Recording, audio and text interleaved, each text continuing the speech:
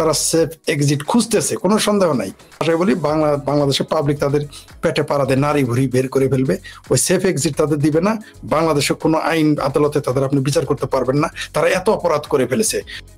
একদিকে খলিলুর রহমান, যাকে আমরা কেউ কেউ রজার রহমান বলে জানি, কেউ কেউ তাকে খলিল রহমান বলে, কেউ কেউ তাকে রোহিঙ্গা উপদেষ্টা বলে, এক একজন এক এক পথ বলে, যেখানে যখন ভারতের নাম নিতে মানা, যখন ভারতের নাম শুনলে এই দেশের এক শ্রেণীর মানুষ, মানে যারা এখন ক্ষমতার অংশীদার বা যারা ক্ষমতার কাছাকাছি রয়েছে বা ক্ষমতা ভোগ উপভোগ করতেছে, তারা তো ভারতের নাম নেওয়াকে কবিরা গুনাহ মনে করে।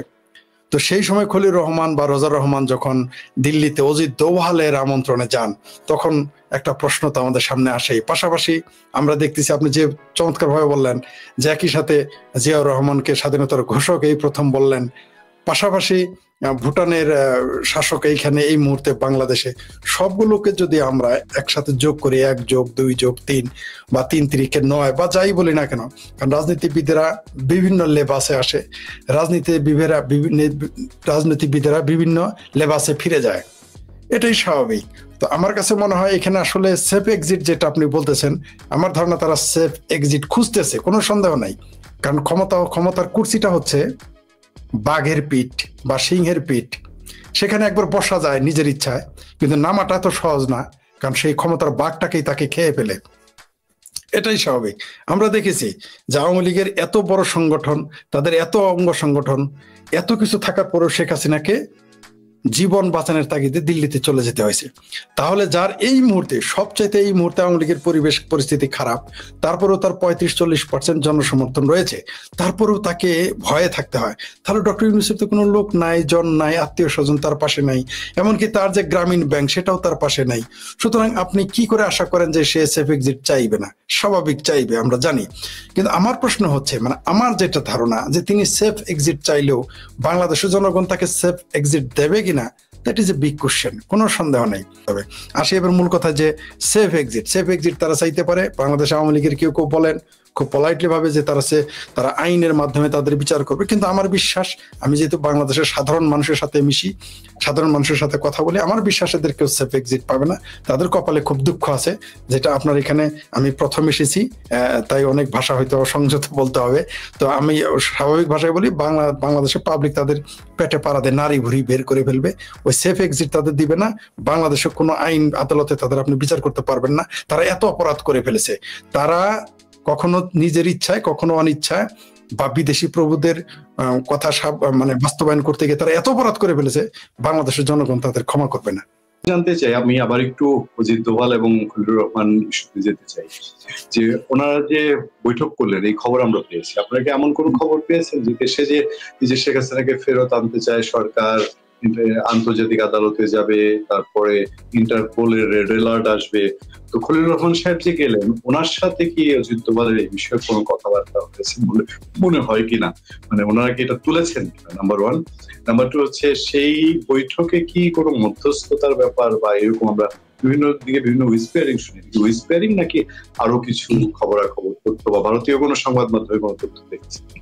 আপনি চমৎকার একটা কথা বলেছেন, প্রশ্ন তুলেছেন, যে ওইখানে আসলেই তো তাদের সাথে তো তারা তো বিয়ের ঘটকালি করতে যায় নাই, তারা তো কেউ কারো বিয়ে হওয়ার জন্য কেউ কারোর সাথে দেখা করেনি। অবশ্যই দেশের রাজনীতি, এবং যখন ঠিক যেই মুহূর্তে বাংলাদেশ ভারতের নাম নিতে চায় না, ভারত বাংলাদেশকে মার্কিং এ রেখেছে, তখন বাংলাদেশের এই যে প্রতিরক্ষা উপদেষ্টাকে ডেকে নিয়ে গেলেন। তো এখানে তো অবশ্যই তাদের মধ্যে কোনো গভীর এবং গুরুতর আলোচনা হচ্ছে, দেশের রাজনীতি, সমরনীতি, বহু বিষয়ে যে আলোচনা হচ্ছে, তাতে কোনো সন্দেহ নাই। আর আপনি যেটা বললেন যে সেফ এক্সিটের ব্যাপার সেপার এখানে থাকতে পারে, অবশ্যই আছে। তারা এখানে নির্বাচনের কথা উঠেছে, নিঃসন্দেহে কথা উঠেছে, তাদের সেফ এক্সিটের কথা উঠেছে, নিরাপত্তা, রাজনৈতিক নিরাপত্তা, তারপর সীমান্তের নিরাপত্তা, রোহিঙ্গার ব্যাপার আছে, রোহিঙ্গা গোষ্ঠীর ব্যাপার আছে, বাংলাদেশের জঙ্গিবাদের ব্যাপার আছে। আর যেটা বললেন যে আপনার কি যেন বললেন প্রশ্নটা, খলিলুর রহমানের বৈঠকে আর আওয়ামী লীগ ইস্যু বা অন্য কিছু, ভারতীয় সংবাদ মাধ্যম আওয়ামী লীগ ইস্যু ঠিক আছে, দেশে তো শেখ হাসিনাকে তারা সাংবাদিক, ঠিক আছে, এটা সেই সাহস তাদের হবে না। কারণ খলিলুর রহমান একদিকে হলো তার পাসপোর্ট নেই, দ্বিতীয় হলো তিনি বাংলাদেশী নাগরিক নন, তৃতীয় হলো তার নামে খুনের অভিযোগ রয়েছে, ব্যভিচার এবং খুনের অভিযোগ রয়েছে। তো এই মানুষ নীতিগতভাবেই তারা স্খলিত, আর তিনি রাজনৈতিক ব্যক্তিত্বও নন। শেখ হাসিনাকে ফেরত চাইতে হলে রাজনৈতিক ব্যক্তিত্ব হইতে হবে। এটা যদি মির্জা ফখরুল হইতো তাহলে আমরা মনে করতাম যে তিনি চাইতে পারেন। খলিলুর রহমানের সেই ডক্টর জাহিদুর রহমানের ভাষায় সেই হ্যাডামো নাই, সে চেতনাও নাই, সে যোগ্যতাও নেই, সে সাহসও তার নাই। প্রশ্নই আসে না শেখ হাসিনাকে কোন আইনে তাকে চাবে। প্রথমত এই বিচার প্রক্রিয়াই তো অবৈধ। প্রথমত ইউনূস সরকারকে কেউ কেউ অবৈধ মনে করে, আচ্ছা ওটাও বাদ দিলাম। এই যারা বিচার প্রক্রিয়ায় জড়িত ছিল, যে 3 জন বিচারক ছিলেন, বিচারপতি, তাদের ব্যাপারে তো বলে তাদের সেই যোগ্যতাই নাই। এটা যারা, আমি তো আইন বিশারদ না, আইনের ছাত্র না, যারা আইন বিশারদ আইনের ছাত্র তারাই বলেছে তাদের এই যোগ্যতাই নাই। সুতরাং যেখানে বিচারটাই প্রশ্নবিদ্ধ, যেখানে আবু সাইদকে গুলি করে মেরেছে বলা হয়েছে, তাহলে আবু সাইদের পোস্টমর্টম রিপোর্ট দাখিল করতে পারে নাই। যেখানে তারা পোস্টমর্টম রিপোর্ট দিতে গড়িমসি করতেছে, সেখানে কোনো সাক্ষী নেই। এই বিচারটাকে আপনি কিভাবে, আপনি টিভিতে ভাষণ দিয়েছে তার কারণে যদি আপনি বলেন এই যে আমরা টিভিতে কথা বলতেছি, এখন যদি ইউনূস সরকার বলে যে এই 2 জন কথা বলতেছে এদেরকে তো হত্যা মামলা দিয়ে, তো এটা তো হইলো না। বলতে পারে আমরা উস্কানি দিয়েছি, এটা তো হইলো না। আর উস্কানি দিলেই আর পুলিশ গুলি করলেই যদি আপনি তাকে ফাঁসি দিতে পারেন, তাহলে যে এখন যে 2 পুলিশ কর্মকর্তা, একজন বললে গুলি করবে বাসে আগুন দিলে, আরেকজন বললো ব্রাশ ফায়ার করবে মিছিল করলে, তো তারা কি? এবং তারা এখন বলতেছে এগুলো পুলিশের আইনে লেখা আছে। যদি তার কথা সত্যি হয় তাহলে শেখ হাসিনাকে আপনি কিভাবে ফাঁসি দিবেন? আর ভারতের তো এই নীতিই নাই। তারা বলে অতিথি দেব ভব, তারা অতিথিকে দেবতা মনে করে। আপনি শেখ হাসিনাকে তারা অতিথির মর্যাদা দিয়েছে, তাকে আপনাকে ফেরত দিবে এই আশা তারা কেন করে? তার চেয়ে বড় কথা, তারা তো সাহসী পায় নাই। তারা তো এই সাহসী তাদের নাই বলার যে তুমি শেখ হাসিনাকে ফেরত দাও। শেখ হাসিনাকে ফেরত চাইলে ইন্টারপোল বললেন শেখ হাসিনাকে আপনি যারা বাংলাদেশের জেলখানা থেকে দাগি আসামি, সাজাপ্রাপ্ত আসামি, সন্ত্রাসী জঙ্গিদের ছেড়ে দিয়েছেন, যারা সরাসরি ওয়াজের মঞ্চে এসে বলে যে তারা সোভিয়েত ইউনিয়নে এতজন সৈন্য জবাই করেছে, তারা অমুক জায়গায় এটা মেরেছে, তমুক জায়গায় এটা মেরেছে, তাদের আপনি প্রকাশ্যে ঘুরতে দিয়ে, আর শেখ হাসিনা যিনি কয়েকবারের প্রধানমন্ত্রী, বাংলাদেশ আওয়ামী লীগের সভানেত্রী, আপনি তাকে একটা ক্যাঙ্গারু কোর্ট, যারা আপনারা বলেন, আমি সেটাকে চ্যাঙ্গারু কোর্ট বলছি, চ্যাঙ্গারু কোর্টের রায় দিয়ে আপনি তাকে ধরে নিয়ে আসবেন? এটা কি সম্ভব? কখনোই সম্ভব না। কোনো আইন এখানে কাজ করবে না, কারণ আপনারা নিজেরাই তো আইন ভায়োলেট করেছে, তাও তো প্রমাণই করতে পারবে না। জি, আমি এই জায়গাটায় আরেকটু গভীরে যেতে চাই যে অনেকেই বলেন, যেমন আমাদের এই কোয়েশনে নির্বাচন মিলে না, আমরা নির্বাচন দেখি না, কিন্তু তারপরেও নির্বাচনী ঘোড়া ছুটছে, এটা অস্বীকার করার উপায় নেই। বিএনপি, দেশে যারা রাজনীতি করছেন, সক্রিয় রাজনীতি করছেন, বিএনপি, জামাতে ইসলামী, বিএনপির সাথে জোটবদ্ধ যে দলগুলো, ইসলামী দল, চরমনাই পীর সাহেবের, এনসিপি অতটা, আমি আসলে শুধু ডক্টর ইউনূসের পরিচয় এনসিপি পরিচিত, তাকে গ্রহণযোগ্য অতটা গুরুত্বপূর্ণ না বললেও দেশে যারা একটি পলিটিক্স দল, কার্যত পলিটিক্স করছে, তারা সবাই নির্বাচন, হ্যাঁ একটা বড় অংশ নির্বাচনের বাইরে। কিন্তু আপনার কাছে কি বিশ্লেষণ, কি তথ্য যে এই নির্বাচন শেষ পর্যন্ত যদি হয় কেমন হবে, সেটা ক্রিয়া প্রতিক্রিয়া, এবং শেষ পর্যন্ত কি সেটা আওয়ামী লীগ বিহীন নির্বাচনই হচ্ছে কিনা? নির্বাচন তো এই দেশে হওয়ার সম্ভাবনা খুব ক্ষীণ, তারপরে হলে সেটা অবশ্যই আওয়ামী লীগ ভিন্ন নির্বাচন হবে। কারণ আওয়ামী লীগ যদি নির্বাচন করে, অনেকের ক্ষমতায় যাওয়ার খায়েশ মাঠে মারা যাবে। সুতরাং আওয়ামী লীগকে তো তারা নির্বাচন করতে দেবে না যদি নির্বাচন হয়। অলরেডি আমরা শুনেছি যে শুধুমাত্র আওয়ামী লীগ নিষিদ্ধ করে নয়, ছাত্রলীগ নিষিদ্ধ করে নয়, নৌকা মার্কা নিষিদ্ধ করে নয়, আওয়ামী লীগের কার্যক্রম নিষিদ্ধ করেই তারা থামেনি। তাদের যারা সহকারী শক্তি, সহযোগী শক্তি, তারাইও বলতেছে যে আওয়ামী লীগের লোকজন স্বতন্ত্র ইলেকশনও করতে পারবে না, তাদের এত ভয়। তো এখানে বোঝাই যাচ্ছে যে তারা আওয়ামী লীগ বিহীন একটি নির্বাচন করবে। নির্বাচন যদি তারা করেই ফেলে, সেই নির্বাচন না জাতীয়ভাবে না আন্তর্জাতিকভাবে গ্রহণযোগ্যতা পাবে বলে আমি বিশ্বাস করি না। কারণ আওয়ামী লীগের নির্বাচনই যদি গ্রহণযোগ্যতা না পায়, সেখানে তো কোনো দলকে সে নিষিদ্ধ করছিল না। আওয়ামী লীগ তো ধানের শীষ নিষিদ্ধ করেনি, আওয়ামী লীগ তো বিএনপিকে নিষিদ্ধ করেনি, আওয়ামী লীগ তো জামাতে ইসলামকে নিষিদ্ধ করেছিল না। সুতরাং বা কোনো দলকে তারা নিষিদ্ধ করে নাই। তারা জাতীয় পার্টিকে যেমন এখন সহযোগী হিসেবে, আওয়ামী লীগের সহযোগী হিসেবে জাতীয় পার্টিকে নিষিদ্ধ করতে চায়, তেমনি জামাতের সহযোগী হিসেবে তো অন্যান্য দলকে নিষিদ্ধ করেনি আওয়ামী লীগ। সেই নির্বাচনে যদি অগ্রহণযোগ্য হয় জাতীয়ভাবে এবং আন্তর্জাতিকভাবে, সেটাকে যদি বলা হয় দিনের ভোট রাইতে হয়েছে, তাহলে এই ভোট তো রাইতেও করার একটা সাহস পায় নাই। আমরা 16 মাসে দেখি নাই, আমরা দেখতেছি না তো। এমনকি BNP, Awami League vote rigging করেছে, আওয়ামী লীগ ভোট জোর করেছে, কারচুপি করেছে, আমরা শুনেছি কিছু কিছু জায়গায় কথা সত্য। কিন্তু তারা কিন্তু বলে নাই যে আমরা বিএনপিকে নির্বাচনে নির্বাচন অংশ নিতে দিব না, কিন্তু আওয়ামী লীগকে তা করা হচ্ছে। সুতরাং এই নির্বাচন আর জাতীয় পার্টিকেও যদি আপনি অংশ নিতে না দেন, তাহলে বাংলাদেশে তো 50% মানুষ নির্বাচনে অংশগ্রহণই করলো না। তাহলে সেই নির্বাচন নিয়ে আপনি কিভাবে গর্ব করবেন? কিভাবে আওয়ামী লীগকে বলবেন যে তোমরা তো তোমরাও যা আমরাও তা? বরং এরা 2 কদম আগে নিকাল গেয়া। আজকে যারা আছে তারা দু কদম আগে নিকেল গিয়া, তাদের কাজ, তাদের কর্ম, তাদের সকল কথাবার্তা আলোচনা তাই বোঝা হচ্ছে। সুতরাং আপনি এই নির্বাচনের জাতীয় এবং আন্তর্জাতিকভাবে কোনো গ্রহণযোগ্যতা থাকবে না। আর নির্বাচন যদি হয়ও, সম্ভবত নির্বাচন হবে না, অন্য আরো কিছু ঘটতে পারে যা আমরা এখনো চিন্তা করতে পারতেছি না বা কল্পনা করতে পারতেছি না। ঠিক যেমন 5 তারিখে ঘটবে এটা আমরা কল্পনা করি নাই, এরকম অনেক কিছু ঘটে যেতে পারে। জি, আমি একটা জায়গায় ঠিক দ্বিমত বা বিতর্ক বলবো না, একটু অবজারভেশন, সেটা হলো জামাতে ইসলামী নিষিদ্ধ ছিল বলেই তো তাকে 18 সালে ভিন্ন পরিচয়ে নির্বাচন করতে হবে। জামাত ইসলামীর নিবন্ধন বাতিল করেছিল, তাকে তো বলেনি যে তারা তো ধানের শীষ মার্কা ইলেকশন করেছে, তাদের তো নিষিদ্ধ, রাষ্ট্র তাদের দলীয় ভাবে নিষিদ্ধ করে নাই, নিবন্ধন বাতিল হয়েছিল।